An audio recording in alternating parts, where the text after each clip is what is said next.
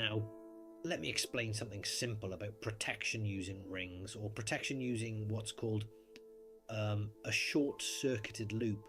You probably remember old tableware, especially vintage cups that had a thin golden rim around the edge. What was that thing for? Why did glasses and cups have golden rings? Was it decoration or something else entirely? In reality, it was very simple. For centuries, that golden rim served a purpose. When liquid touched that ring, certain substances, not exactly poisons, but let's say energetic influences, lost their informational effect. There has always been a lot of mysticism around this. Important people, nobles, rulers, often had something added to their drinks. Not necessarily poison, sometimes something energetic or magical. When the liquid passed through the golden ring, its informational imprint was disrupted. To understand this, remember how a transformer works. Let me draw a simple picture in your mind. Imagine a magnetic core. On one side you apply alternating voltage, and on the other side there is one closed loop, not a coil of 200 turns, just one closed loop.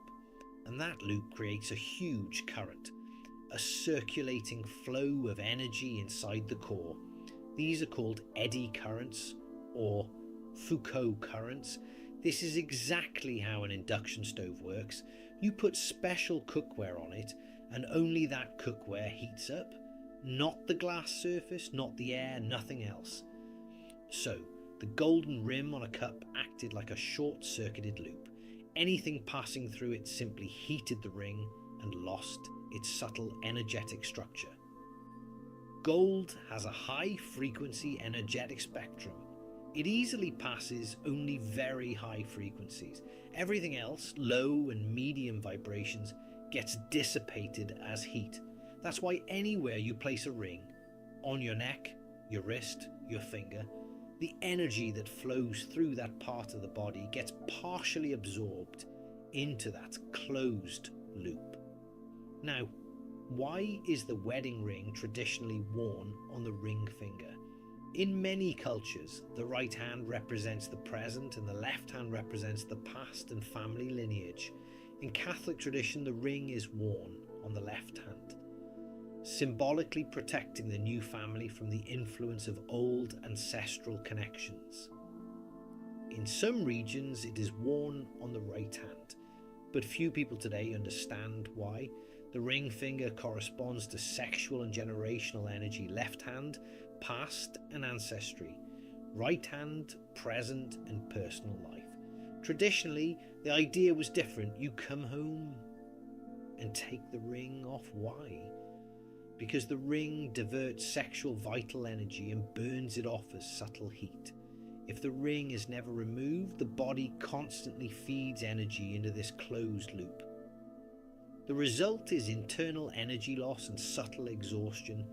The ring itself never becomes warm to the touch. The dissipation happens on a different energetic level. The same applies to bracelets, necklaces, watches. Left side equals past, ancestors, inherited patterns. Right side equals how we interact with the world today. If problems appear on the right side of the body, that means I am interacting incorrectly with the world.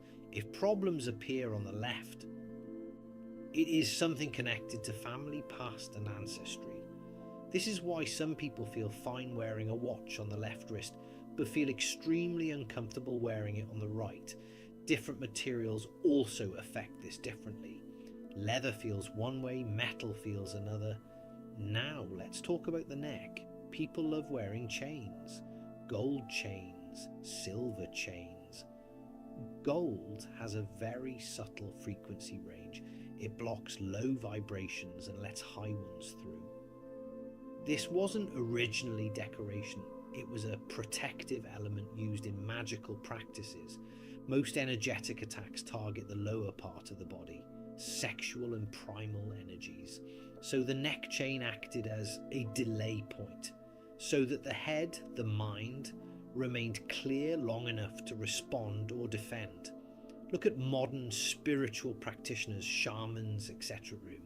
They wear rings on every finger, protective items, talismans, heavy metal pieces. Not because it's fashionable, but because they deal with dense energy fields and must protect themselves constantly. Now you understand the physics behind it and the metaphysics. What you do with this knowledge is up to you. Try wearing a gold ring, try wearing silver, try wearing nothing at all. See how your energy changes. The cleaner your internal state, the easier it is to feel these differences. Some people, including myself, cannot wear any foreign objects on the body because frequencies shift too quickly. But if your lifestyle doesn't involve high energy spiritual or psychic work, then wearing jewelry is usually harmless. Just understand what it does and listen to your own body.